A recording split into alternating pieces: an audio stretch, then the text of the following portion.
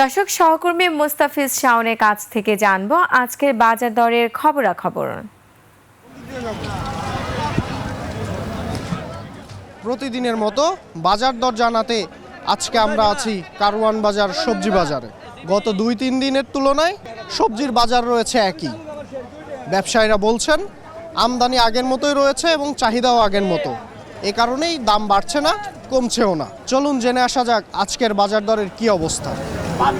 গত ২-৩ দিনের তুলনায় এখন আগে যা ছিল এখনো দাম তাই। বেগুন হলো 50 টাকা, পটল হলো 30 টাকা, বরবটি 50, করলা 50। গত ২-৩ দিনের তুলনায় আজ মাছের বাজার দর কিছুটা বেশি।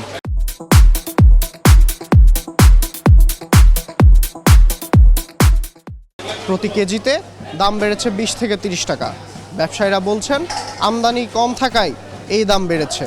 চলুন দেখে আসা যাক আজকে মাছের বাজার দর কেমন রয়েছে।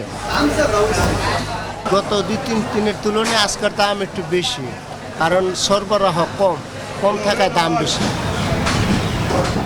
মাংসের বাজারে মুরগির বাজার দরে লেগেছে আগুন। প্রতি কেজিতে বেড়েছে ২০ থেকে ৩০ টাকা।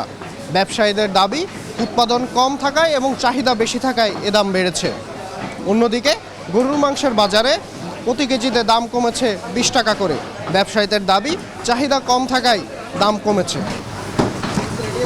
80 টাকা ছিল, 780 ছিল, তো খেতে নাই, এই জন্য মালের দাম কম। যেটা আমরা 2 দিন আগে বিক্রি করছি 260 টাকা 80 টাকা, সেটা এখন আমার 300 টাকা 320 টাকা বিক্রি করতে হইতেছে। কারওয়ান বাজার থেকে এই ছিল আমার কাছে সর্বশেষ বাজার দরের সংবাদ।